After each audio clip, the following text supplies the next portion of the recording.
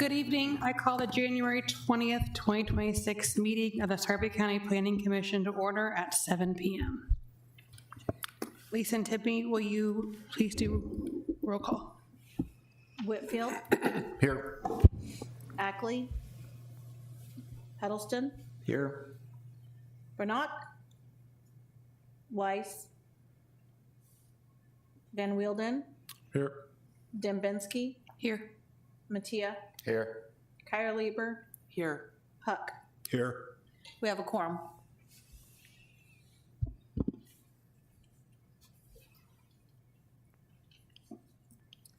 I invite you to join me in reciting the Pledge of Allegiance.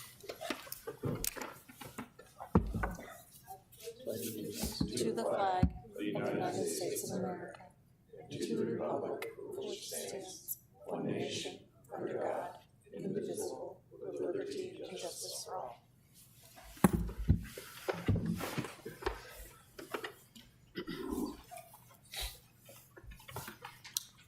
This is a public meeting subject to Nebraska's Open Meeting Act. A current copy of the law is located on the north wall of this room. Please feel free to review the law before making any comments. Introductions: Robert Lorco, Planning Director; Kelly Jeck, Planning Coordinator; Julie Ogden with JEO Consultant and Planning of Public Works Departments; Nicole Spitzenberger, Deputy County Attorney; Stephen Preston, Deputy County Attorney; Lisa Timby, Permit Technician; Russ Barber, Public Works; Jose Garcia, Technology Services. This time is designated for individuals to address the commission on topics not otherwise listed on the agenda today. Ms. Timby, has anybody signed up to speak? They have not. Did anybody want to come forward for public comments? Seeing none, we move on to the next agenda item.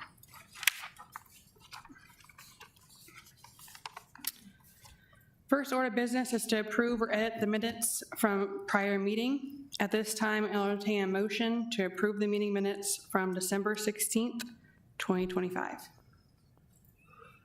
So moved. To approve the minutes. Oh, Second. Who seconded? Mattia. Thank you. please vote.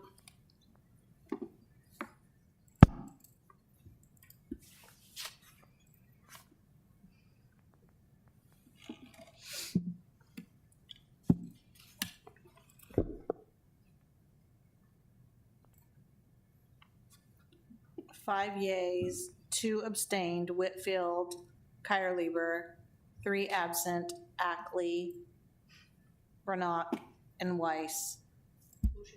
Motion carries. Let's move on to the public portion of the meeting. Each agenda item will adhere to the following format as detailed in the Sarpy County Planning Commission's bylaws. The planning staff will introduce and briefly explain the agenda item. The applicant or the applicant's representative will be given 5 minutes to provide information about the project to the commission. After the applicant's presentation, I'll open the floor to public comment. Please keep your comments relevant to the agenda item, and to keep the meeting moving, please avoid repeating what others have already said. Here are the rules for public participation. The opponent or opponents will have 5 minutes to speak. Anyone else who wants to speak in favor, against, or neutrally about the proposed action will have 2 minutes. You cannot give your time to someone else or save it for later. Once all parties that wish to speak have done so, I'll close the public comment portion of the agenda item. The applicant or applicant's representative can respond to any questions or concerns raised and rebut any comments. Next, I'll close the public hearing and members of the Planning Commission will discuss the agenda item. During this discussion, the commissioners may ask for questions.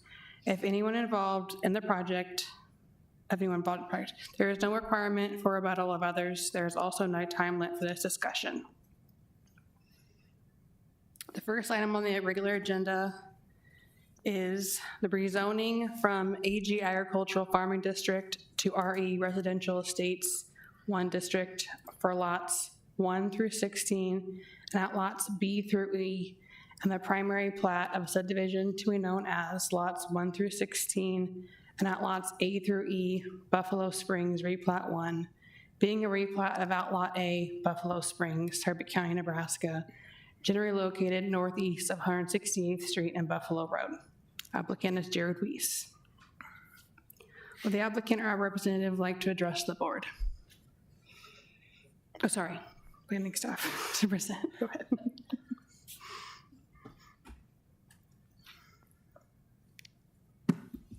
Ready to go? Okay. Evening. As the chair noted, this rezoning preliminary plat for lots 1 through 16, outlots A through E of Buffalo Springs Replat 1. Should note really quickly here that the rezoning does not include outlot A. I'll show you the preliminary plat in here in a second. That will be remaining AG Agricultural Farming District. Site's comprised of approximately 237.14 acres located northeast of the intersection of 168th Street and Buffalo Road. Land consists of tillable farm ground, significant grade that slopes from the north and west section of the site downhill towards this area here on the vicinity map. That consists of 2 drainage ponds and a drainage way that extends south to north across the site. This is actually a replat of Outlot A of Buffalo Springs that you saw earlier in 2025. This is creation of 16 single-family residential lots zoned Residential Estates 1 district, and Outlot A is being retained as a part of the build-through acreage overlay district and will remain AG zoning. Outlots B through E are intended for regional drainage and open space. There's a look at the preliminary plat and the lot layout. So along the bottom of the page here, we've got Buffalo Road. 168th Street extends north to south across the west end of the site. Got a internal road built as a rural road section extending north to south across the site with a little zigzag, and then east to west across the northern boundary of the site. The applicant is requesting one waiver as part of this request. Subdivision regulations require that for a rural road section that a minimum of 200 feet of lot width front that road section. On lots 5 and 6, these 2 lots right here, they do not meet that 200-foot minimum lot width. However, given the rural road section and the pie-shaped lots, at the point where the front building envelope or where the front building line exists, I will have the sufficient lot width necessary.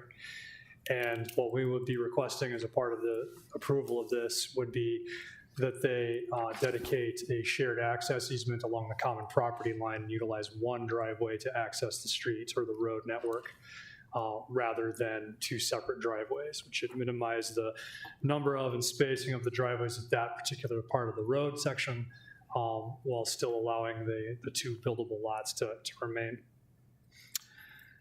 So a waiver can be supported provided that the applicant provide that single shared approach between the 2 lots.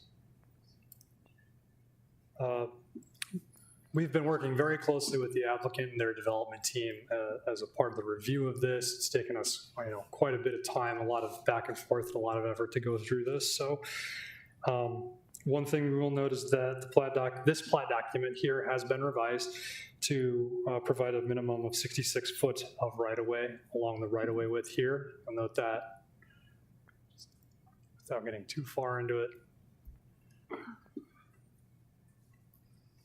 See the 66 feet of right-of-way width provided there, which is acceptable right-of-way width for a rural road section, which would include a gravel road surfacing, which is what they're requesting as a part of this. They do need to revise the balance of those preliminary plat documents before they go to the county board to show that 66 feet of right-of-way, as well as a number of other revisions that have been noted in the recommendation report. Water service is being provided by a total of 3 wells located on the site that will share or will be servicing the 16 residential lots. As a part of the final plat application submission, when they make that submission to us, they will be required to demonstrate with an analysis that they can provide adequate water service on the site. something that the Planning Commission has requested in the past for similar subdivisions. So just so the Planning Commission is aware, the applicant had options for compliance with the street standards. As I noted earlier, they're going with 66-foot of right-of-way and a gravel road surface or a rural road section. They also have the option of going with 50 feet of right-of-way and a paved road section. They decided to go with the rural road section, just in case you have any questions related to the street design criteria and what they'll be expected to provide as a part of that. Stormwater, with a typical gravel section, this would include a ditch, typical template for the ditch layout and design, which they would be expected to provide as well. That will help to mitigate the storm runoff that we can be anticipating as a part of the development of the site. And as I noted before, we're keeping the culverts that are required in those ditch sections and those crossings that cross over that ditch section at a minimum to try and ensure that those are that stormwater drainage is being adequately addressed.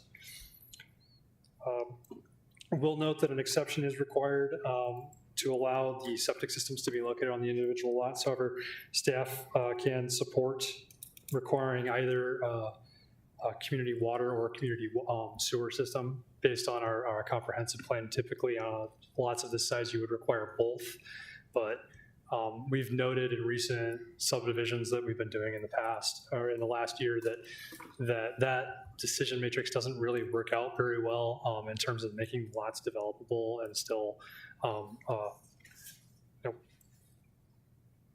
paper out essentially.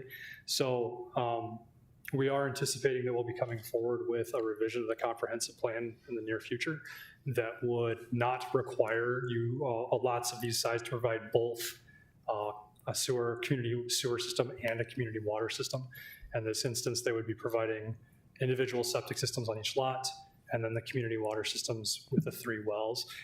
That is typical of the type of utility services that we could expect in a subdivision of this size and in this location. So going forward, I think that the comprehensive plan will be revised to kind of line up with that expectation. In any case, note that the $96,000 fee, single lot connection fee, will be required as a part of before the final plat can be recorded. Also note that an HOA will be required to kind of lock down the ownership and maintenance of the outlots, the drainage ponds, the sewer system, or not the sewer system, the water service systems with the 3 wells. That'll be addressed as a part of the subdivision agreement as well. Note that we have received a couple phone calls, a couple emails in opposition to this request from the neighbors. Their primary concerns would be related to stormwater drainage, traffic, and water service in the area. I think we've got a couple of neighbors that are here this evening, so I'm sure they'll take a moment to share their thoughts with you. However, based on a review of the application, the exception of the waiver for lot frontage, the request complies with the requirements of the county subdivision and zoning regulation. So staff does recommend approval of the rezoning from AG and Agricultural Farming District to AG Agricultural Farming District to RE1 Residential Estates 1 District on lots 1 through 16 and lots B through E, along with approval of the BTA build through acreage overlay for lots 1 through 16, outlots A through E of Buffalo Springs Replat 1.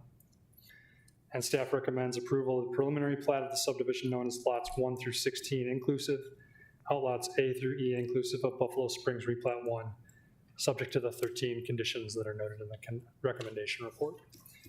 If you have any questions, staff is available at this time.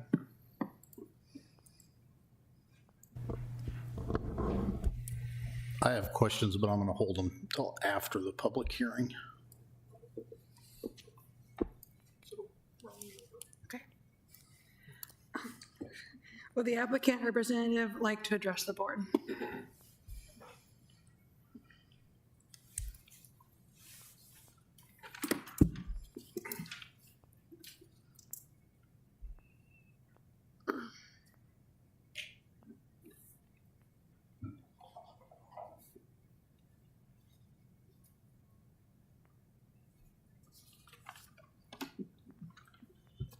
Hi, my name's Rob Duvall with Shimmer, here on behalf of the applicant, Robert. Great presentation. He always does a very thorough job. I did want to add that we did take a look at the trip generation rates for the 16 single-family lots. That is about 151 trips per day. For the peak hours, the AM peak hour is 12 vehicles per hour, and the PM peak hour is 16 vehicles per hour.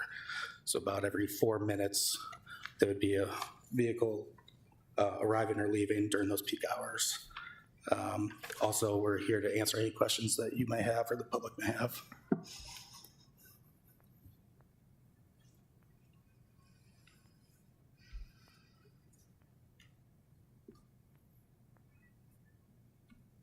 Now I'll open the meeting for public hearing at this item. I invite you to give your input on a proposed action.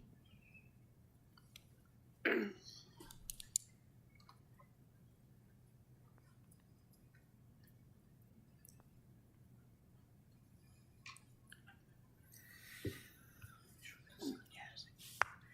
I'll have you sign in as well, right to the left of there.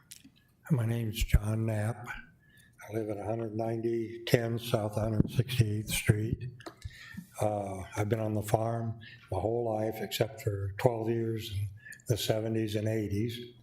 I worked for the Nebraska Department of Environmental Control, later DEQ, for 8 years in the water quality section, doing monitoring, sampling, inspections, investigating complaints, spills, set up 3 water quality labs, water quality testing labs, and got them operating. Went to the Oregon DEQ, worked in all sections of their departments, water, air, solid waste, hazardous waste, wrote permits, did inspections, complaints, spills. I'm against this project. Don't think you should be putting housing projects out in the middle of the farm ground. I don't like the zoning, the spot zoning around the county. I believe the housing should be following the infrastructure out of the cities, and especially a large housing development like this in the middle of the farm, all the land around it's agriculture. I've spent much time on the original planning committee developing the compliance plan in the early 2000s. I spent enough time on these committees that Mark Wayne asked me one time, "Don't you have anything else to do?" We were told at that time that this area would not be developed for 50 years because of the drainage systems. Groundwater is one of my real concerns. There are low productive wells in the area. Lloyd Royal, who's the house in that plat that this land's around, had a huge several hundred gallon supply tank underground just north of his house. Rich Jensen tore it out a few years ago, and he had that for his house and livestock. My farm, the northeast corner of my farm, fence line, there are springs there, and they are in that drainage that comes out of the pond, it goes into the pond. And they've dried up in these dry years. And over the years, farming it, that's one of the first places I go to plant or harvest because there's enough, it's not a huge volume of water, but it's enough that I gotta be careful in that corner of the field because I can get stuck. Have to wait for harvesting, have to wait till the ground freezes. There's been a couple of years I wasn't able to plant it because it's so wet from the springs. They're dried up right now from the drought. And then, you can see that pond in the pictures, but you can't see the underground pond that they're going to be tapping the water from. How big is that pond underground that they're tapping from? Are they in the middle of it? Is it just a little hole? The Mad Magazine a few years ago had a cartoon, showed a bunch of guys digging holes with pickaxes, and It's on the corner of the page, whole bottom of the page, there's like 10 holes, and all the treasure was in between their digging. And so are these wells just hitting the lucky spot? Are they, how long? And there's no, I don't know of any surveys addressing the issue of groundwater recharge or the amount of drawdown these wells are gonna have. Yes, they pump maybe, I don't know what the gallon rate is for each well, but usually when you have a well, there's a certain amount of drawdown. The wells have been, and so we don't know what that drawdown is if the wells are pumping at capacity. And what is the water quality? With this many houses, you know, is there a water quality or a water supply issue, the county's gonna the people are gonna be complaining. They're not gonna go on each individual to figure out the water. The developer's gonna be gone. And so it'll be on the county, the government's responsibility to find the water. And the development is right next to the property line. All the property is surrounded by other farmers. So are we going to be exempt from their complaints when they complain? Are you going to tell them, well, hey, you build out in the middle of the farm country, what did you expect? Years ago at a planning commission meeting, I was told by the planning committee that people moving out in the country they know what they're getting into. They're moving to the country. That's not true. They're city people, most of them, they don't know what to expect from farming, what hours you run, when you run. And is the developer going to guarantee that if our neighbors' water supplies are affected by this pumping, are they going to fix the problem? And there's a pond down across the fence line just north of this development.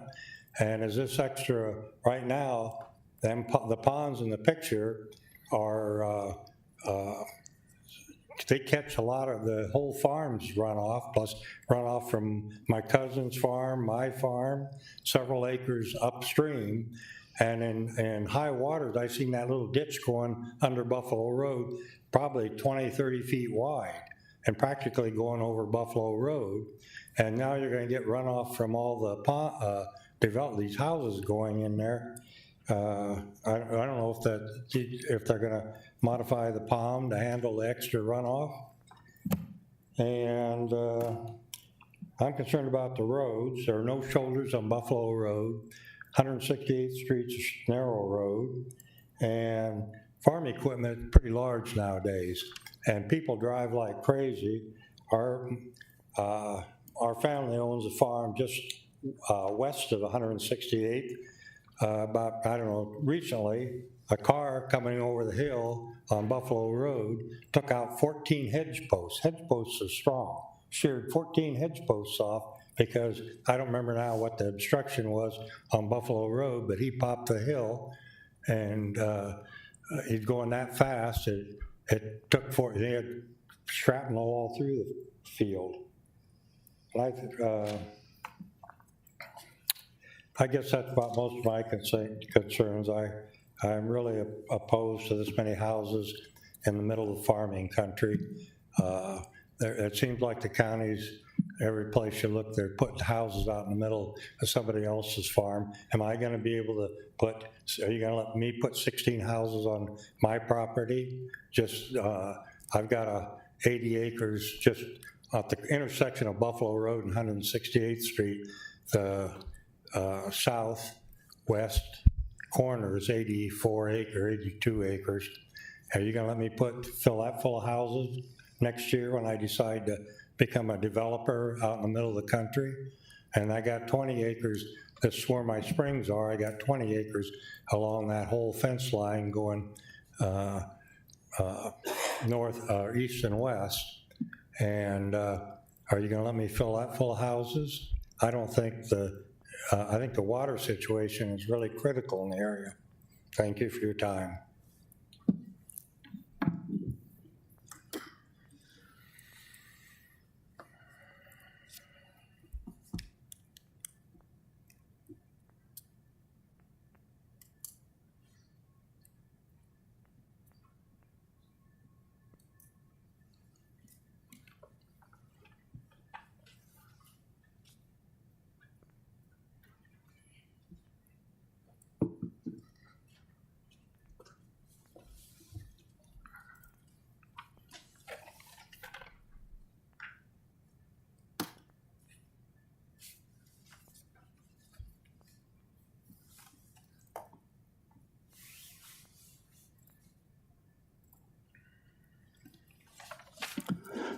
evening. My name is Dean Fornoff, and I live at 16041 Buffalo Road.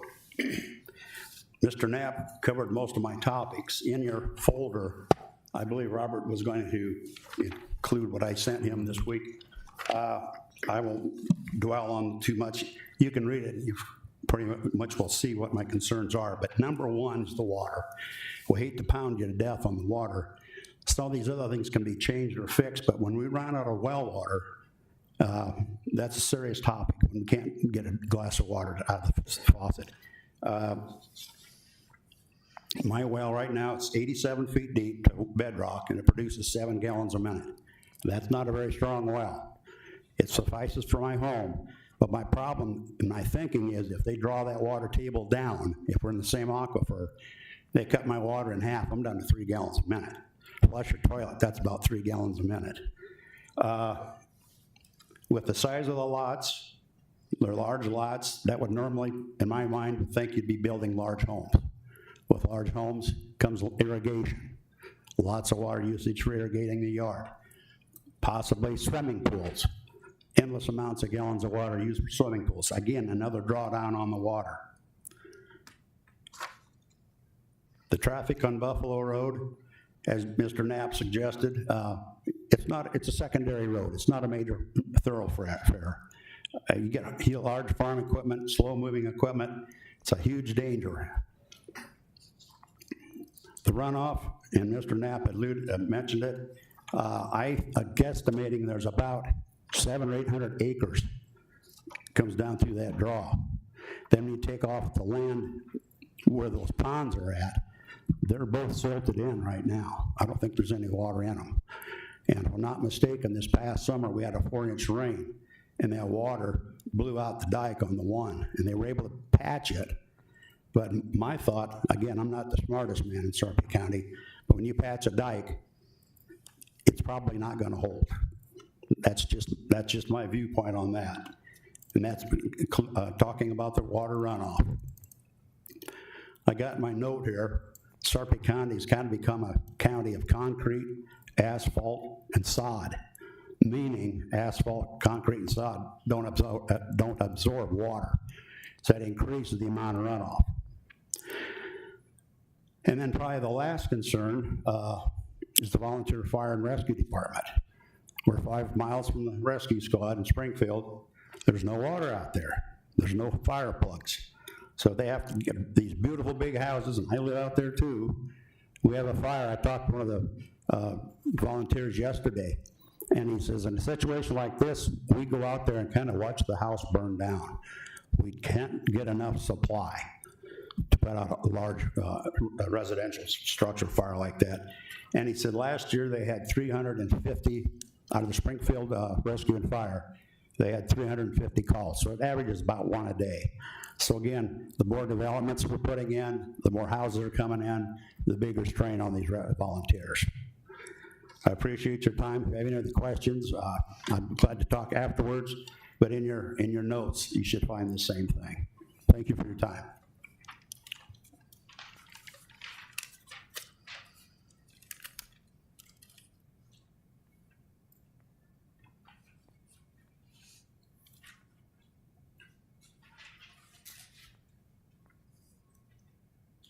Is there anyone else who would like to address the board?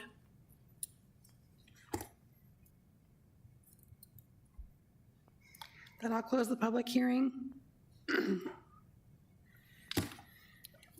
have something you want to? Sorry. So I'll go ahead and start with the questions. Robert, you probably want to jump up to the podium because my first question is I'd like you to show page 10 of the packet, or the recommendation report. That's the one showing the future land use map. If you could pop that up. Or yes.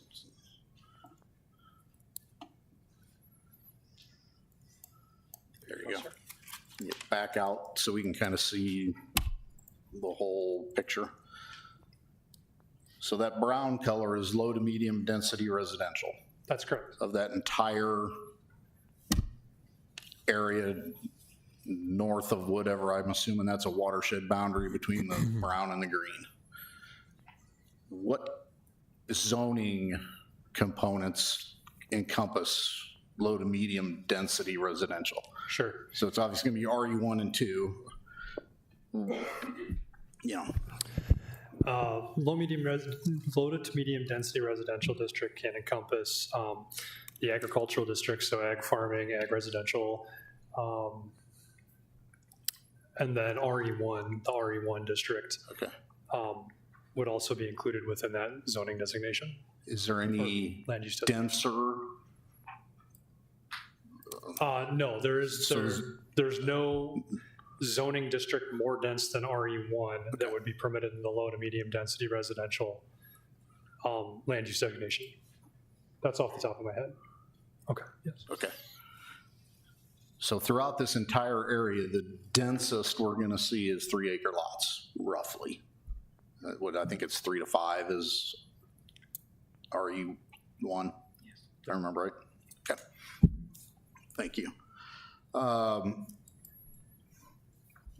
My next question, you made a comment in the report about easements for access to the wells. And I'm just curious if the wells are privately owned, what the purpose of that easement would be. Is that for the neighbors? I guess I'm just a little confused why we need an easement for a privately owned Well, item on a private property. so we continue to work through the water service plan. The applicant would have the option of locating those wells in a number of different areas. They could put them on privately owned outlots that would be separate from any of the residential lots.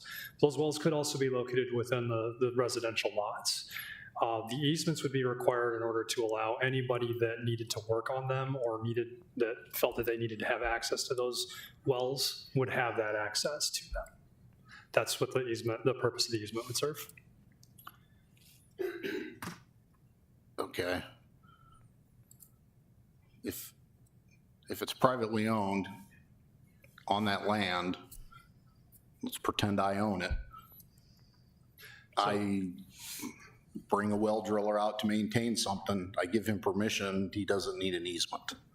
That's where I'm not following why we need an easement, but you guys can work that out. I just wanted to bring it up.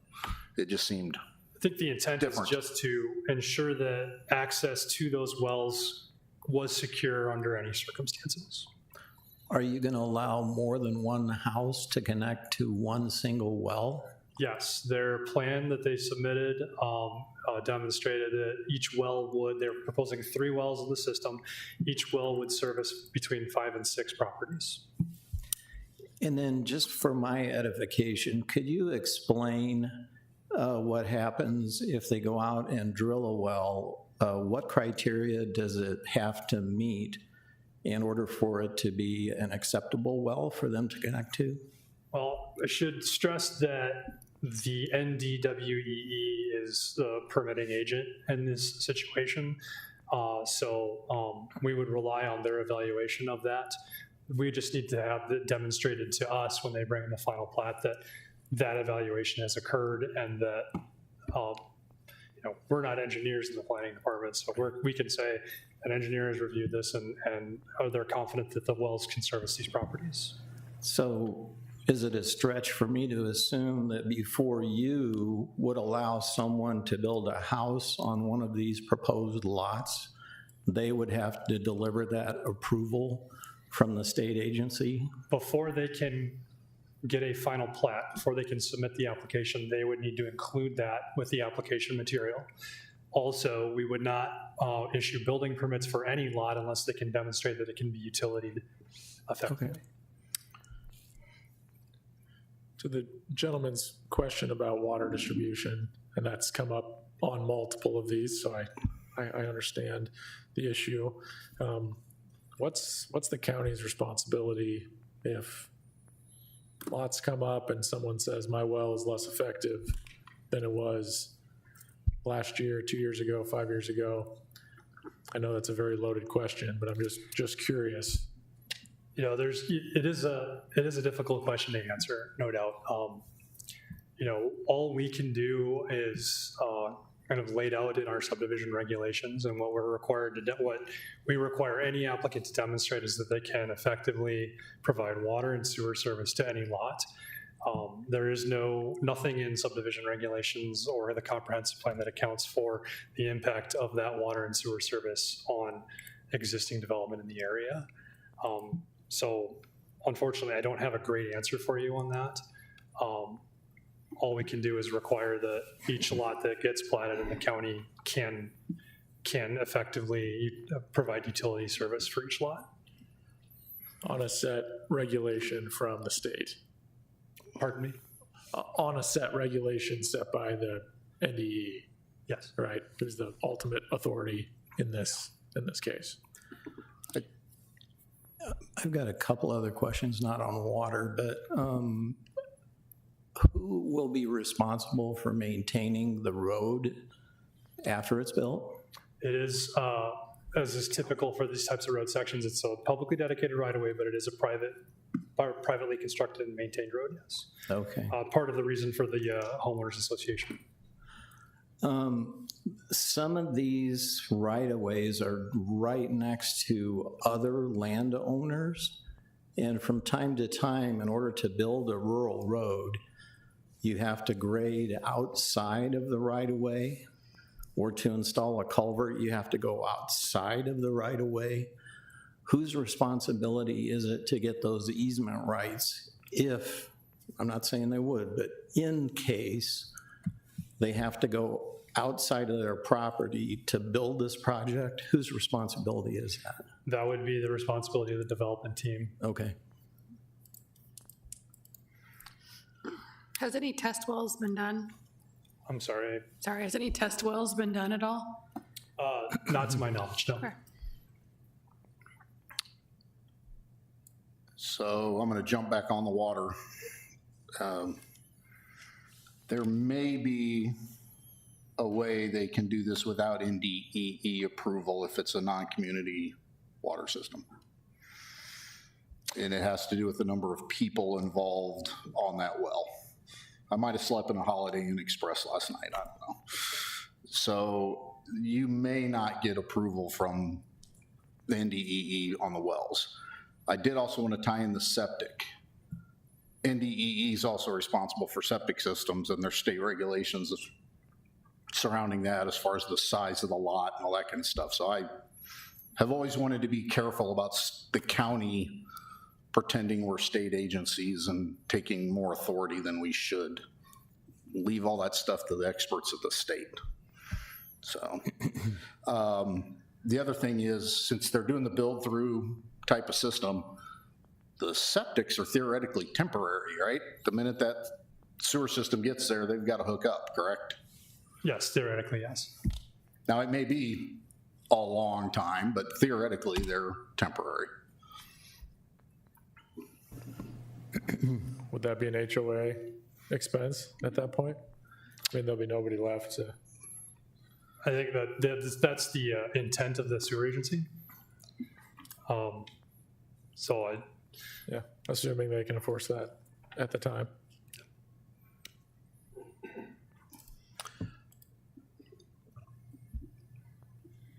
Other developments I've been involved in had similar situations with lesser water, and they put an irrigation restriction in those areas.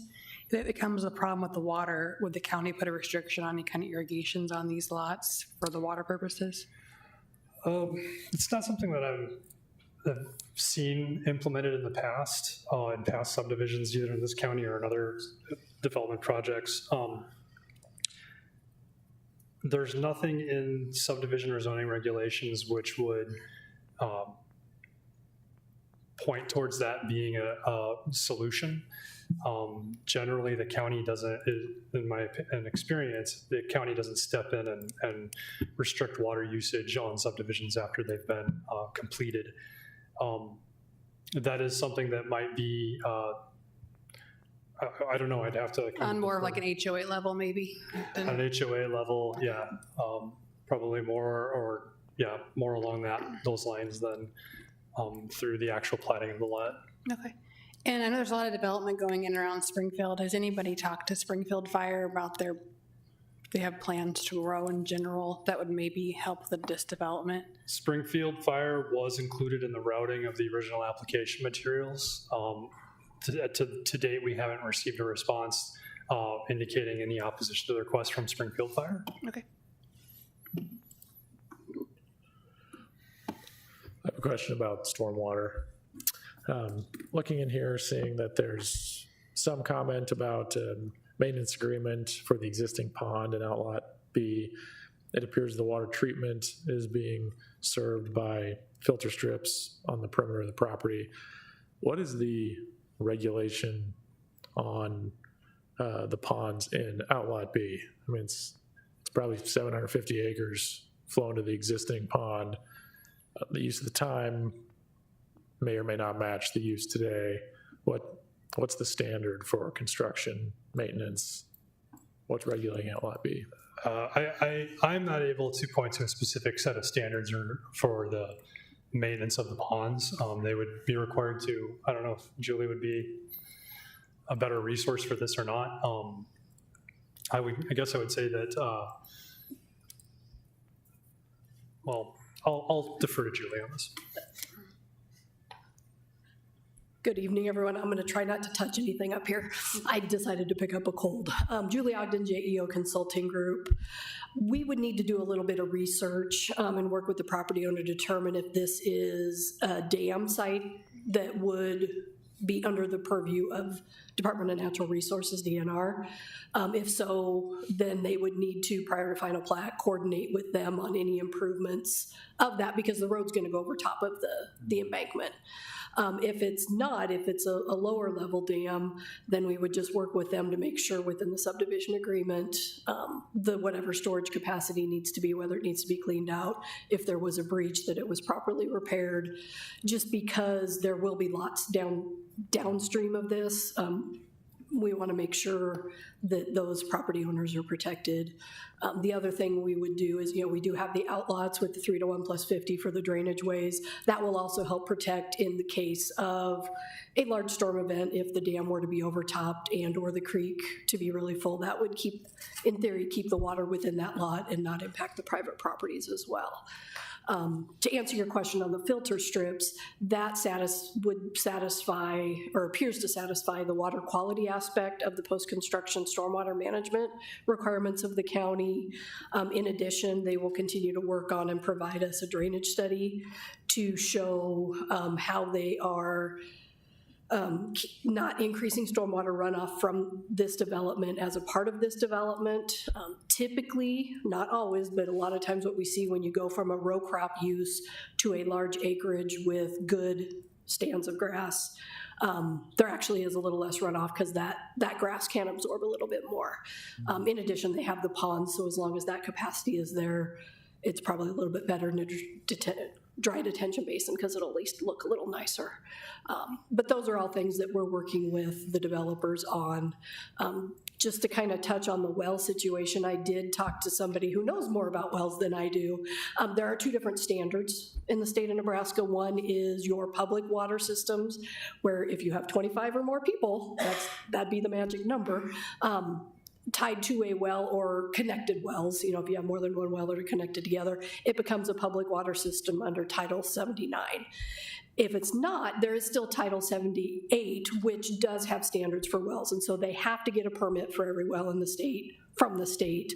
In addition, the NRD also has 3 different classifications for wells. Their class 1 is pumping under 49 gallons a minute. That does not require a permit per se through the NRD, but you can, and they ask you to just because they like to keep record of it. And then there's 2 other classifications if it's 50 gallons per minute or more, and then how much you use on a year, depending on what classifications you fall in. In addition, DNR also keeps a nice map with all the wells on it, so we can kind of track that, and then also check against how close it is to septics and things like that. The reason, and I think as Robert mentioned, the easements for the wells would only be if it's not on an outlot that's owned by the HOA, and we're not allowing them to put them in the right of way just because they can be a hazard for the traveling public. So if it's on that private, maybe a corner of a private lot, they would have to get an easement to allow the well to be there for the managers of that water system to do the maintenance. So that way one property owner can't fight with the other property owner and not let them fix it. But if it's on an outlot, then an easement would not be needed because the outlot's owned by the HOA.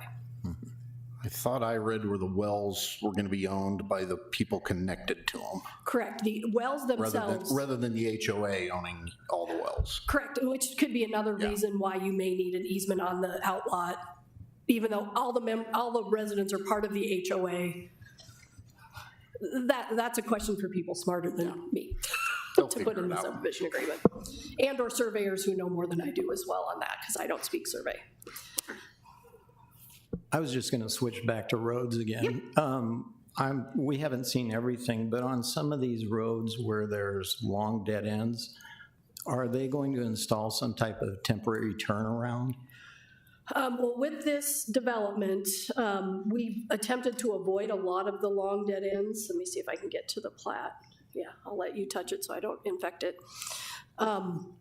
So the road along the north property line has to be connected over to 168th, and then the north-south road will be connected to Buffalo Road. So there won't be long dead ends. The only dead ends there will be are the short segments where we're attempting to provide for future connection to what is Outlot A, which would be your denser development and can only be developed as part of the build through when sewer and water service community, when the agency and/or MUD get water down here. And then there's a short segment over to the east just to finish that north-south road as well. So at those ends, they'll have the standard temporary turnarounds, the hammerheads at all of those. Okay. There won't necessarily be cul-de-sacs in any of these. Yeah. Follow-up question to the pond.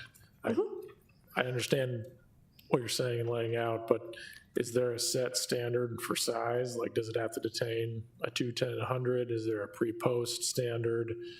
I guess who's determining what storm event this is?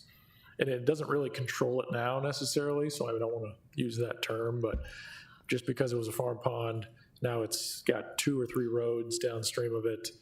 What's the set standard for managing that? Well, and that'll be part of their final drainage study showing how they're providing their no net increase for the different storms. They could potentially use the ponds. They may have another plan that doesn't involve the ponds. If maybe there's a standard water level in there and it isn't intended for that. So until they finalize that, and as we've talked about with prior preliminary plats, this is the concept, we're just starting to develop. That's a fine detail that we have to work out before final design.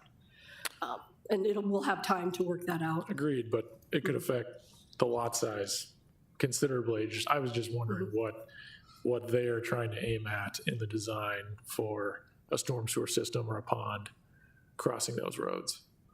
Well, and they'll have to they've got culverts shown, to get the drainage from one ditch on, it'll be a storm ditch along each side of the road, and then culverts crossing as needed. I don't know that they're planning on, based on what I'm seeing today, they're not planning on directing a lot of the stormwater to the ponds.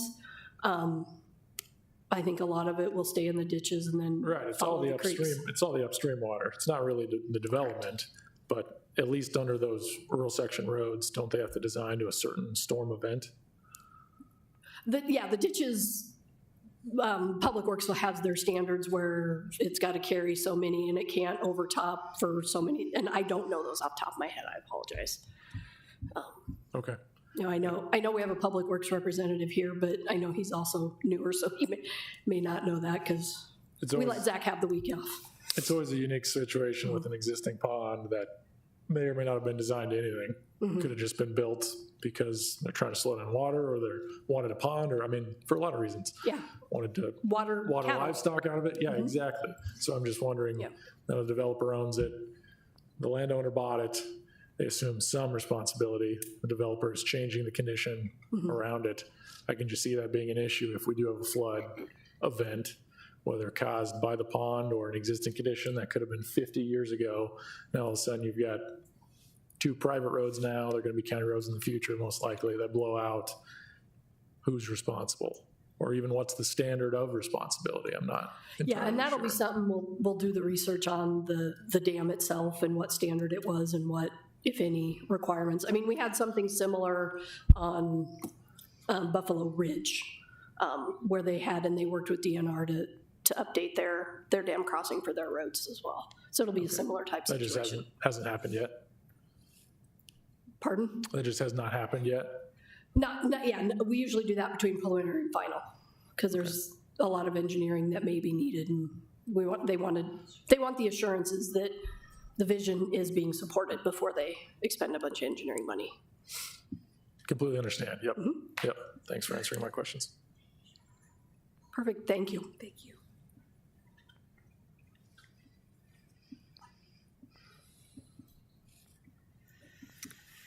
No further discussion by the commissioners. I ask for a motion.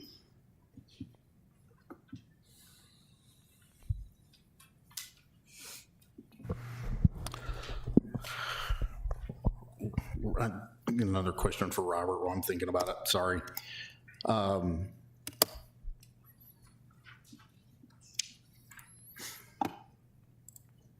What, requirement number 6 of the 13 is the well capacity analysis. Since that's not a county item, it's a state item, do we really need to be asking for that information? Do we have the authority or the expertise to evaluate that? Well, Whether it's a 7 gallon a minute or 12 gallon a minute or 80 gallon a minute. I'm just trying to figure out what's appropriate to ask a developer to do that's kind of outside the regulations. And to me, this one's outside the regulations. I would say that the planning department or county staff has an obligation to, whenever we're doing subdivision, we have to demonstrate that every lot that we create is a buildable lot. And buildable in this case includes the ability to provide adequate water and sewer service.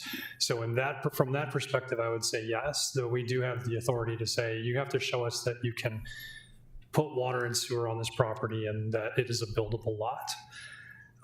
So what is adequate water? That we rely on our state agencies and our partners to evaluate that and say a house can survive or can. I don't know, is the state even gonna look at it since they're below 10 connections and 25 people? It's a non-community, non-transient. It's private. It won't, so I'm a little, I think we may be putting an onus on them that they might not be able to actually meet if we're gonna go to the NDEE and say, hey, will you evaluate this for us? They're gonna say, no, it doesn't fall under our purview. That's what I'm a little nervous about. And then I don't know if, JEO can review it. Again, is 1 gallon a minute acceptable, or we don't have anything in our requirements to state what is acceptable? Well, and this is where the engineer for the developer would have to make a review of the information and say, okay, a typical house uses X gallons. When you're flushing the toilet, when you're taking a shower, you get a feel for what that is and provide that recommendation to us. But yes, I have people I call when these questions come up, and I would also send it to them and say, okay, does this make sense to you? We have asked for this information in the past as well, most recently on Cornish Ridge and Novacek Acres, just like we asked for perk tests as well, just to make sure septic will work on these lots. We don't ask them to test every lot. They test 2 or 3 just to show, does it perk out? So you could put a septic on it. So it's those sorts of things. Again, there's not always a guarantee. These are test wells. I think as one of the commenters said, you can drill here and be fine. You can drill 10 feet away and get nothing. I mean, it's water in the Very ground. true. And I agree with it's up to the engineer of record. Yep. But at what point do we say, hey, it's your call if you say it's good? Less government, I guess, is where I'm going. I feel this one's a little intrusive, but I Yeah, get so I it. think what we'd be looking at is asking the engineer of record to provide that information, saying, yes, we feel there's accurate enough. You know, we would scan through it. Is what they're saying make sense from just apply some common sense perspective. Perfect, thank you. Yep. I'm sorry if I jumped in, but That's fair, I kept looking at her, so. So on that same note, when they are checking for adequate water flow, will they also see how that affects the neighbors' water flow with their existing wells? I believe that an evaluation would look at that, but we would need to see that report and determine whether it was adequate to meet the questions that we have. Okay. For the neighbors in attendance, can you explain briefly what a yes vote would mean, what a no vote would mean, where we're at in a prelim plat process? Sure. So the staff has recommended approval of the rezoning and the preliminary plat. So a yes vote would indicate your support or recommendation to the county board that this preliminary plat move forward. It would then proceed to county board for final vote. Once they address conditions in the report, please keep in mind they would still be required to come forward with a final plat recommendation that anything that wasn't addressed before it goes to county board, it would have to be addressed upon or with the submittal and review of the final plat application. So in particular, as a part of the final plat application, we've asked for that evaluation of water capacity and flow. So they wouldn't need to have that before it goes to county board. They would be expected to provide that as part of the application materials when they bring in the final plat application. A no vote would indicate that there is not support for the preliminary plat of this subdivision. For whatever reason, the commission might have, whether it be utility service issues or concerns with traffic or stormwater. Though a no vote would indicate that this is not, cannot be supported by the commission. Thank you. And we are a recommending body. The final say is the county commissioners. That is correct.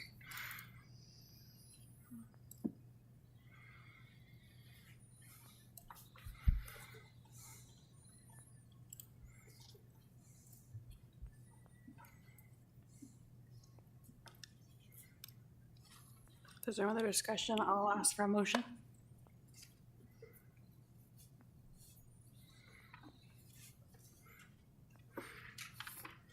Madam Chairperson, I recommend approval of the rezoning of from AG agricultural farming to RE1 residential estates for lots 1 through 16 and now lots B through E, all inclusive. Now, when do we do the build through? Do we do that as part of the zoning or part of the preliminary? zoning, it's a zoning overlay. Yeah, it's an overlay district, so you would recommend approval of that built-through overlay as a part of this. As part of the zoning, okay. That's correct. As well as part of the, as well as approval of the BTA build-through overlay for lots 1 through 16 and outlots A through E inclusive of Buffalo Springs Replat 1, Sarpy County, Nebraska, subject to the comments and attachments of the Planning Commission report. Second.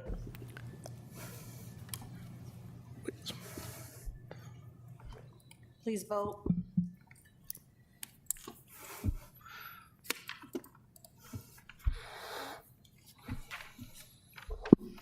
Seven yeas, 3 absent, Ackley, Branock, Weiss, motion carries. Madam Chairperson, I'd like to make a motion for approval of the preliminary plat for the subdivision known as, sorry, I lost it. Buffalo Springs. Buffalo Springs. Thank you.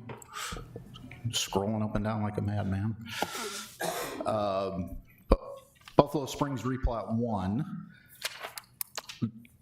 Lots 1 through 16 inclusive, outlots A through E inclusive of Sarpy County, Nebraska, subject to the 13 comments attached in the Planning Department's recommendation report.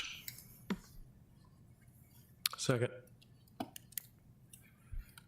Please vote.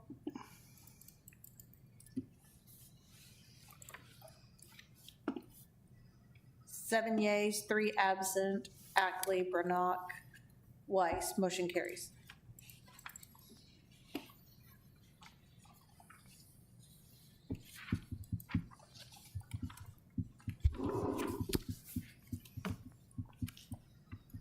Do any commissioners have any comments or reports?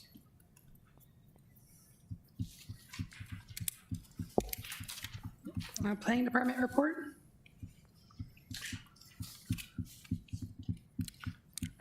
The department has nothing to report. Our next meeting is scheduled for February 17th, 2026. If there's no further items of business, I declare this meeting adjourned at 8:02. Do we know when this may go to the county board? I don't have a specific time frame for you. You can, of course, ask the applicant, but obviously they've got some things that they need to work through. So I would anticipate this will take a little time. Adjourned. Thank you.